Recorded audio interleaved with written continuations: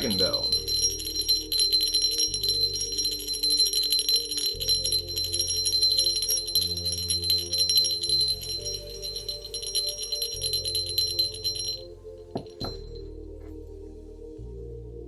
There we go.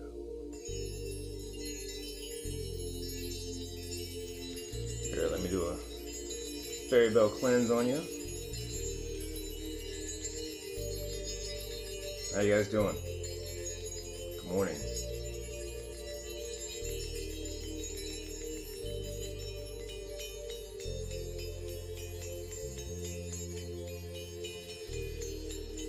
Morning Reiki.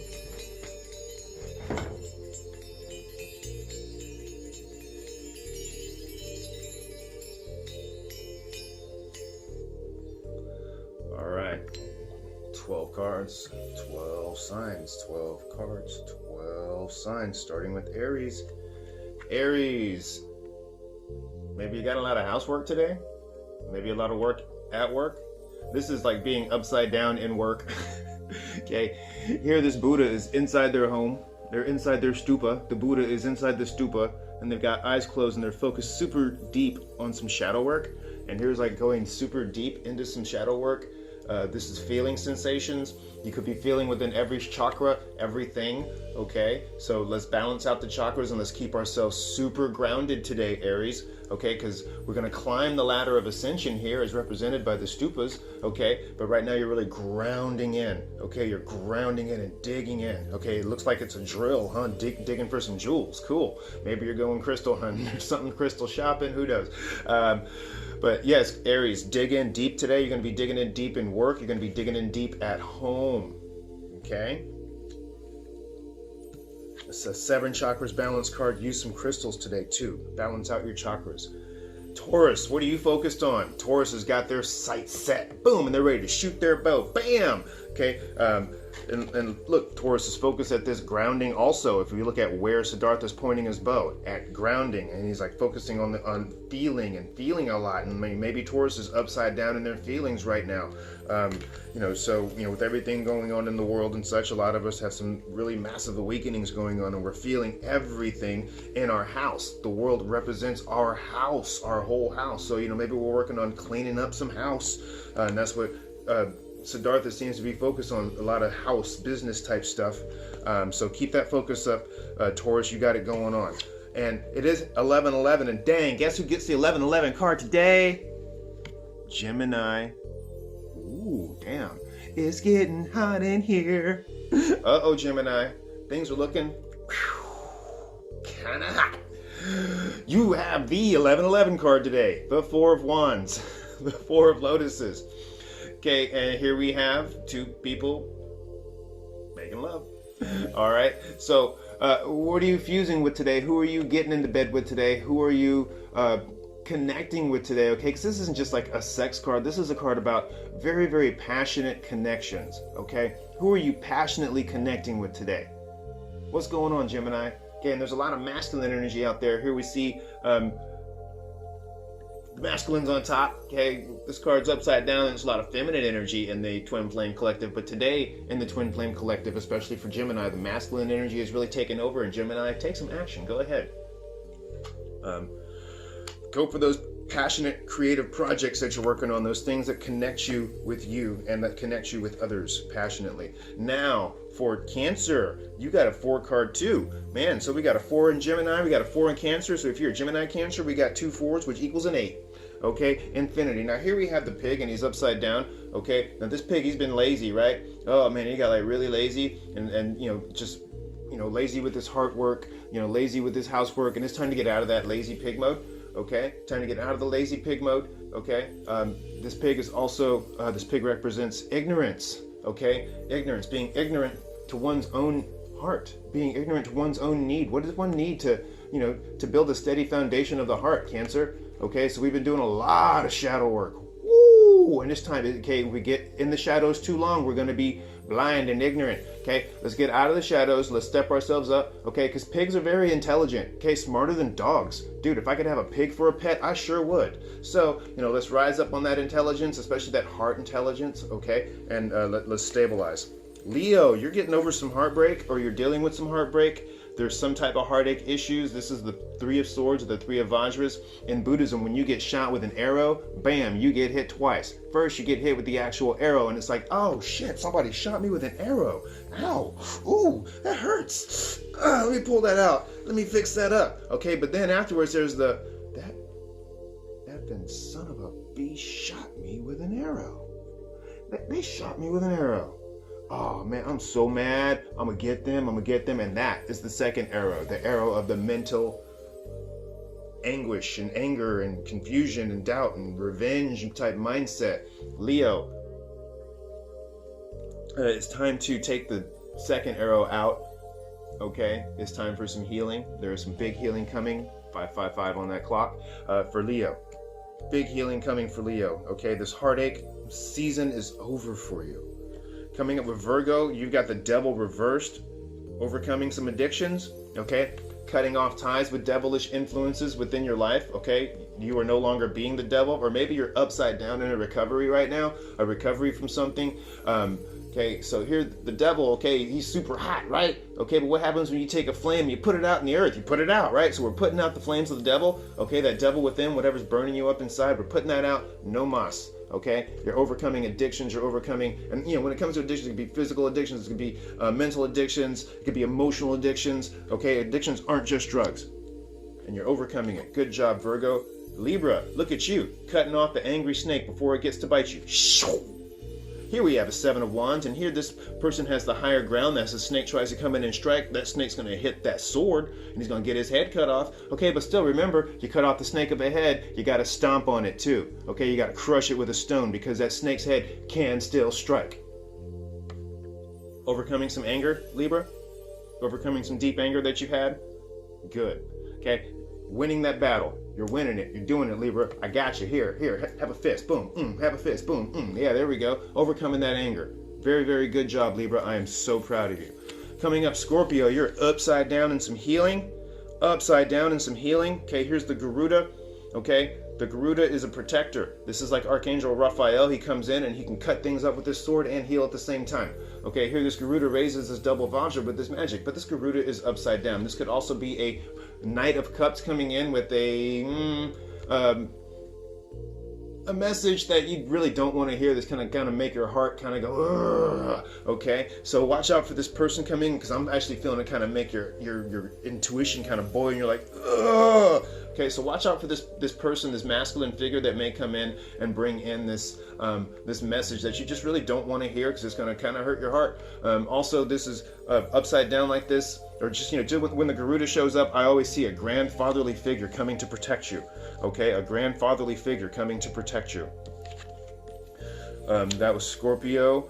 Sagittarius, you got a Ten of Swords reversed. Okay, it's time to take the swords out of your back. Your mind has been just going, and just here's a sword here, here's a sword there, here's a sword there. You're just upside down in some super dark thoughts. Okay, and it's time to overcome that. Okay, here we have this 10-faced demon who's just dragging and sucking all your energy and bringing you down. Are you being the 10-faced demon to yourself? Is there somebody in your environment that is this 10-faced demon? What's going on? What are these 10 swords that you're catching? Take the 10 swords out of your back. It's time to stop this demon's attack. Okay, 10 of Swords, that's a ridiculous amount of swords to be stabbed with, and in the battlefield, when you see somebody who's got like 10 swords in their back, they really piss somebody off. Usually they're like a king, somebody who's super stately, and everybody wants a piece of that so they can take that power. Okay, take your power back. Take the 10 swords out and stop the attack. Coming up next for Capricorn, woo, the Magician. What you seeing, Capricorn? Man, you're like, this is a super major arcana. This is card number 1. This is the Magician, the seat of the seer, and he sees all. What you seeing, Capricorn? Ooh, I'd like to know. Capricorn's going through it today with an awakening. This card 1 is a magical awakening, and this dude, as above, so below. Thank goodness he's upright, though. There's some good magic working in your favor, okay? Or maybe you're working some good magic for somebody. Keep working that magic, Capricorn. You got it going on. Okay, coming in for Aquarius. Aquarius, you're looking back, you're looking forward. What are you looking back at? Okay, because the things that you're looking back at, you kind of don't need to look back at them anymore. It's time to look forward with hope. You keep looking back with sorrow, and all that's going to do is drag you down. See how dude's he can't even hold himself up. He's got to use a stick to hold himself up. All of his life force is drained. He's super old. Maybe looking back at past lives. Past lives, future healing. Okay, you're looking at where you've been, and you're looking at where you're going. And look, that monk, he's looking with a lot of hope. Okay, so where you headed to? Where you going, Aquarius? Be hopeful too with it, okay? Look forward with hope. Do not look back with regret, because all you'll be doing is wasting time. And that is all you will get if you look back with regret. Just more regret. Okay, so look forward with hope. You got it, Aquarius. Coming up next, we have Pisces. It's 11/11 day. And there may be somebody coming at you who's just an absolute hot-headed player, okay, an arrogant, narcissistic piece of shit. Pisces, watch out. Okay, when it comes to an outside influence card, this, a glitch in the phone too. This Buddha of love, who is upside down in love, so that could be like someone who's obsessed, okay, someone who rages, someone who's just way too passionate and fiery, okay. Aries, Leo, Sagittarius type energy. Doesn't necessarily have to be that type of person, but they could be just 11/22. They could be upside down in rage. All right, so watch it. Okay, watch this person. Okay, this is also like being upside down in the mastery of an awakening of your claircognizance. Okay, you're knowing the knowing, and this is like, whoa, receiving super deep downloads on the knowing. But yo, this is like the player of players, this narcissistic, arrogant person, masculine person that you just don't want in your energy field. Okay, you could also be picking up on the narcissistic arrogance of the not so divine masculine. Okay, look at all that red. Okay, you could be picking up on all that red energy. Okay, and yeah, it's time for a cleanse. Time for a super magic cleanse. Here we have the peacocks. They change poison to medicine, but these peacocks they're not flying. They're falling down out of the sky, so they've been poisoned by what they thought was medicine. This person here thinks that they're medicine. They think that they're a god, but really they're nothing more than a fucking demon. So watch yourself, Pisces. There's somebody in your area, somebody in your aura, somebody in your world that is just okay. I hate to deliver these types of messages, but y'all know me. I'm gonna tell you. I'm gonna warn you.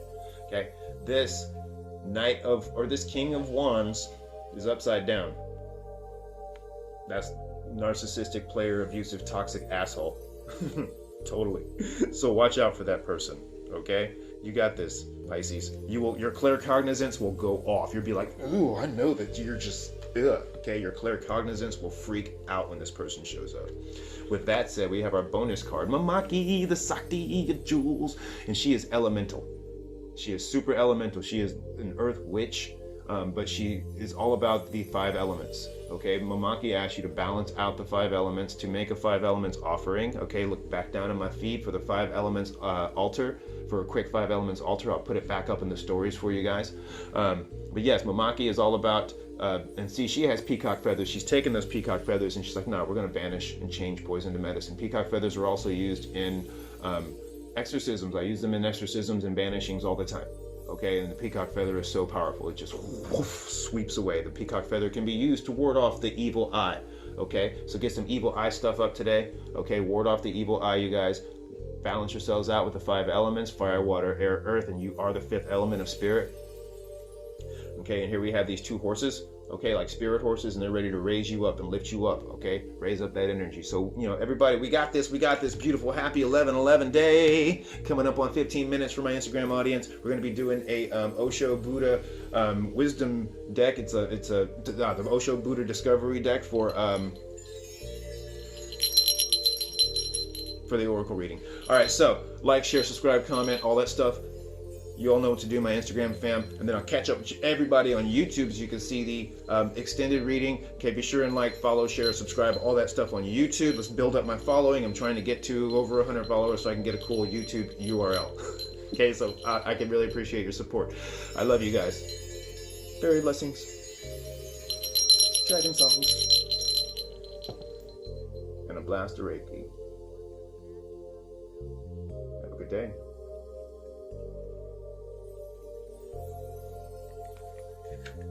So we pull out our Osho Buddha Discovery deck. I like this deck. This is a fun deck. It's got beautiful imagery with sayings from the Dhammapada. It's got excerpts from the Dhammapada. I love the Dhammapada. One of my favorite passages from the Dhammapada is be like a tusker in the woods. Okay? If you cannot find a trustworthy companion with whom to walk, both virtuous and steadfast, then, as a king vanquished from a kingdom, as a tusker walks in the woods, walk alone. Okay? Because there is no companionship, or there's no trustworthy companionship with, well, I totally messed up that quote, but that's all right. Okay? Trustworthy companions really is what it's all about. But we have our, let's see, he who wishes to awake consumes his desires joyfully. Earthly desires are enlightenment. The Dhammapada of Gautama the Buddha, circa 500 BC. There's the picture on that. We'll leave that picture up there so you can see, and then I'll read from it. Okay? The intelligent person lives joyfully, contently, whatsoever situation he is in. Whatsoever he has, he lives joyfully, thankfully, gratefully. His joy is not dependent on anything or on any outer cause. His joy is his inner understanding, the understanding that from the outside one has never achieved joy, that from desires one has always come to tears. Seeing the nature of desire, his desire has disappeared. And to live without desire is to live in contentment. It is to live without any hankering for more. Then whatsoever is more than enough. Either you live in desire or you live in gratitude. Remember this. The man who lives in desire cannot be grateful, for he can only be complaining and complaining. He will always have some grudge against existence. But the man who has no desires has only gratitude. Even that which is given to him is more than he ever deserved. Osho. Very good. Yes. Okay. Buddhism. I'm a second generation Buddhist. And I come from the Nichiren school originally. So dealing with some Zen teaching sometimes we're like, let me speak on that. Let me speak on that. Okay. The desire for no desire is a desire. Okay.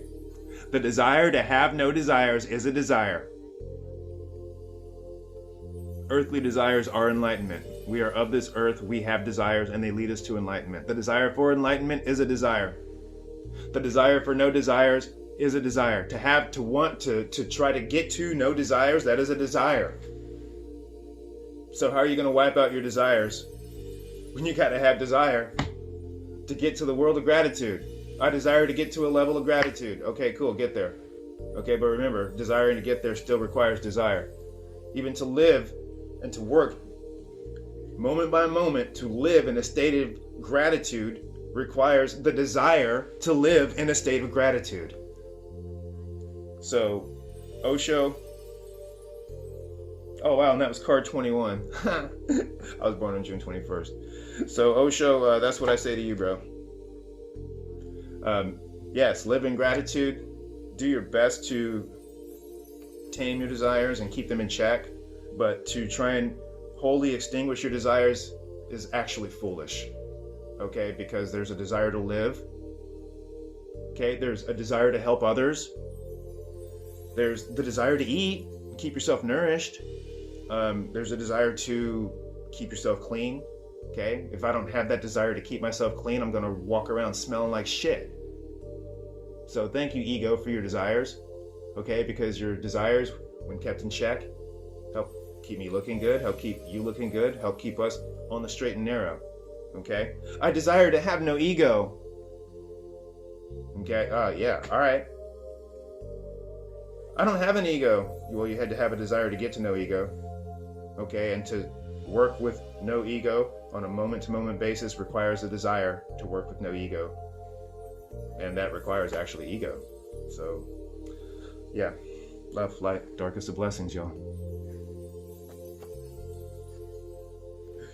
Oh, man. Yeah. So don't start getting me into a Buddhist debate with some of these monks. They don't like me. I've sent some back to Japan crying because I've blasted them before. With knowledge, backed up by sutras. So, yes, you guys, live joyfully, live contentfully, whatever situation you're in. Be grateful, okay?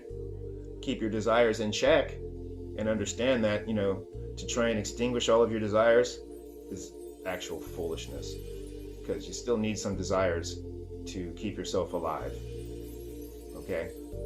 It's just like I'm gonna do no harm and I'm never gonna kill anything. Just by breathing in, you're killing bacteria. Okay? When you take a step out in that grass, you're killing bugs by stepping on them. Think about it.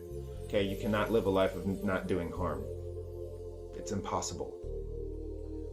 Just with stepping and walking on the earth, you're going to destroy things. You're going to kill bugs. You're going to kill life. Okay? Even if you're a vegetarian or a vegan, you're growing plants. Those plants are alive. Those plants feel. Those plants are sentient, and you're killing them.